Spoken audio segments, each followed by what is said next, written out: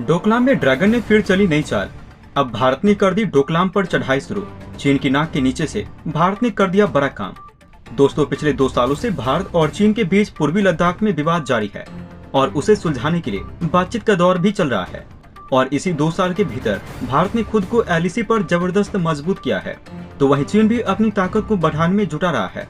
लेकिन दोस्तों, चीन के साथ सबसे बड़ी समस्या ये है कि भारत से संख्या में ज्यादा बड़ी एयरफोर्स होने के बावजूद वो भारतीय वायुसेना के सामने कमजोर है। उसकी सबसे बड़ी वजह है तिब्बत के पठार की भौगोलिक स्थिति और वातावरण, जिसके चलते उनके फाइटर जेट अपनी पूरी ताकत के साथ उड़ान नहीं भर सकते हैं। चीन ने पिछले 2 साल में इस समस्या का तोड़ भी निकाल लिया है। चीन ने तिब्बत में एलएसी के करीब अपने जितने भी एयर बेस हैं, उनकी रनवे की लंबाई को बढ़ाने का काम तेज कर दिया है। और ये काम पिछले 2 साल में नहीं, बल्कि पिछले 5 साल पहले साल 2017 में डोकलाम में भारतीय सेना के हाथों निपटने के बाद शुरू कर दिया गया था। एक रिपोर्ट के मुताबिक 2017 में डोकलाम विवाद के बाद से चीन ने अपनी वायुसेना की ताकत को एलएसी के करीबी बढ़ाना शुरू कर दिया था। तिब्बत और सिंजियांग में 37 से ज्यादा नए एयरपोर्ट और हेलीपोर्ट बनाए गए। उनमें से 22 तो ऐसे हैं जिन्हें ड्यूअल इस्तेमाल यानी कि सैन्य और सिविल दोनों ऑपरेशंस के लिए किया जाना है। अकेले साल 2020 में ही 7 नए एयर फैसिलिटी और 7 एयरबेस को अपग्रेड कराना तेज कर दिया था। चीन के इस नए एयरबेस ने पीएलए के अतिरिक्त प्लेटफॉर्म से एयरबोर्न सर्विलांस, स्ट्राइक और काउंटर स्ट्राइक की काबिलियत को बढ़ाएगा। साल 2017 से 5 एयरपोर्ट को अपग्रेड किया, जिनमें नए टर्मिनल, हैंगर और रनवे तैयार किए। ये सभी 5 एयरपोर्ट को सिविल और मिलिट्री ऑपरेशंस के लिए इस्तेमाल किया जा सकता है। चीन के 4 नए एयरपोर्ट, जिनमें 3 एयरपोर्ट लोटन से नागरी बुराक और सिंघास्ती टिगरी एयरपोर्ट तो भारतीय सीमा से महज 60 किलोमीटर की दूरी पर है। इस नई फैसिलिटी से चीनी पीएलए एयरफोर्स उन कमियों को दूर कर रहा है जो कि इस इलाके में एयरबेस न होने के चलते झेल रहा था। यही नहीं दोस्तों, चीन ने तो 5 नए हेलीपोर्ट भी तिब्बत में तैयार किया है और 2 पुराने हेलीपोर्ट को भी विकसित किया है।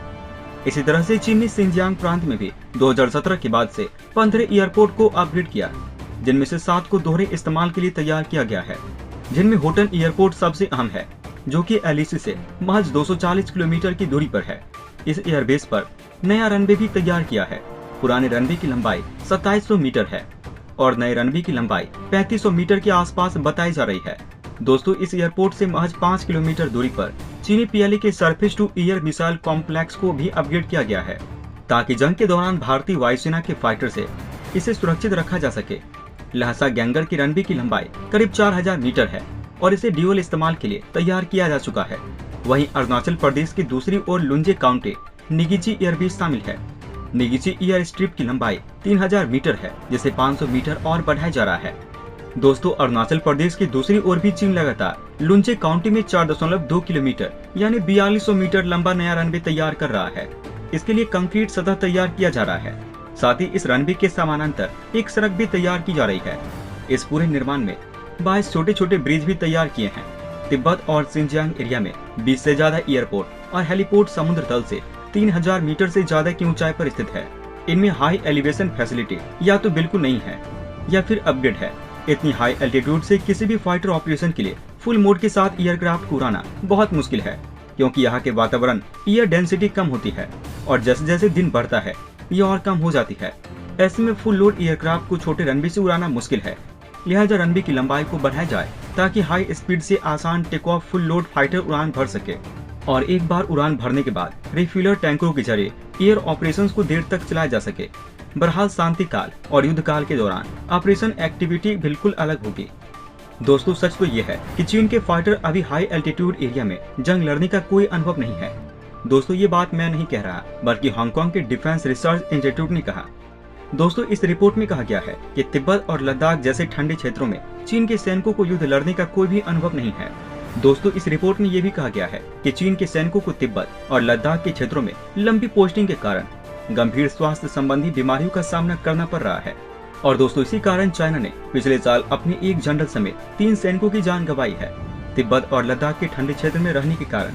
लेकिन दोस्तों, यहाँ समझने वाली बात यह है कि एलएसी सीमा पर चीन इतना ही मिलिट्री इंफ्रास्ट्रक्चर क्यों बना रहा है। दोस्तों, यहाँ सबसे पहले ये देखने की जरूरत है कि चीन को भारत से खतरा साफ साफ दिख रहा है, क्योंकि दोस्तों इस समय चीन ताइवान पर बहुत ही आक्रामक रूप से हथगोले बरसा रहा है। उसको चेतावनी देते हुए उसके बाद चीन को ये आभास हो गया है कि ताइवान पर कब्जा करना तो फिर भी कर लेगा, लेकिन ताइवान पर कब्जा करने के बाद तिब्बत को चीन के लिए भारी पड़ सकता है। और दोस्तों ऐसे में चीन एलएसी सीमा पर क्या कर रहा है? तो दोस्तों वो अपने सैनिकों की संख्या को बहुत जल्दी बदल रहा है और उनकी संख्या कम है ये दिखाने का प्रयास कर रहा है।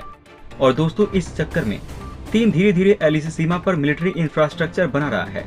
दोस्तों ऐसा करने के पीछे चीन का ये कारण है कि वो एलएसी सीमा के नजदीक अपने ज्यादा से ज्यादा मिलिट्री वाहन और सैनिक हथियारों को तैनात करना चाहता है, क्योंकि ये बात वो भी जानता है कि चीन के सैनिकों का जो शारीरिक स्वरूप है वो उनको तिब्बत और लद्दाख जैसे ठंडे क्षेत्र में भारतीय सैनिकों से लड़ने में सहायता नहीं देता है।